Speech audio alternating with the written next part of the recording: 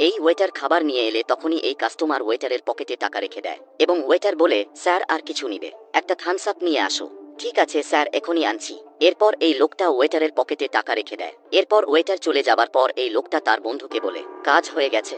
হ্যাঁ বন্ধু, কাজ হয়ে গেছে, এখন কি করব? তোকে আর কিছু করতে হবে না, খাবার খা এবার। এ কথা বলে দু বন্ধু খাবার খাওয়া শুরু করে। তখনই ওয়েটার এসে বলে, স্যার এই নাও তোমার পার্সেল। ঠিক আছে ভাই, এখানে রেখে দিয়ে বিল নিয়ে আসো। এইদিকে ওয়েটার বলে, স্যার তোমার বিল হয়েছে 1800 টাকা। তখন লোকটা বিল দেখে পকেটে হাত দিয়ে বলে, আরে পকেট থেকে টাকা কোথায় গেল? আমার পকেটে 30,000 টাকা ছিল, খুঁজে পাচ্ছি না। এইদিকে তার বন্ধু পকেটে হাত দিয়ে বলে, কি ব্যাপার, আমার টাকা কোথায় গেল? স্যার কি হয়েছে? আমার পকেটে 50,000 টাকা ছিল, পকেট এখন খালি, মনে হচ্ছে এখান থেকে কেউ পকেট মার করেছে। কি বলছো ভাই, তোমারও টাকা চুরি হয়েছে? এর মানে তোমারও টাকা চুরি হয়েছে? তোর ম্যানেজারকে ডেকে নিয়ে আয়। এরপর ম্যানেজার আসলে বলে, আমাদের দুজনের টাকা চুরি হয়ে গেছে, ওয়েটারদের পকেট সার্চ করো। ঠিক আছে ভাই, চেক করছি। এ কথা বলে ওয়েটারদের পকেটে হাত ঢোকাতেই টাকা বেরিয়ে যায়। এটা দেখে ম্যানেজার বলে, কারো কাছে কিছু বলবে না, খাবারের বিলও তোমাদেরকে দিতে হবে না।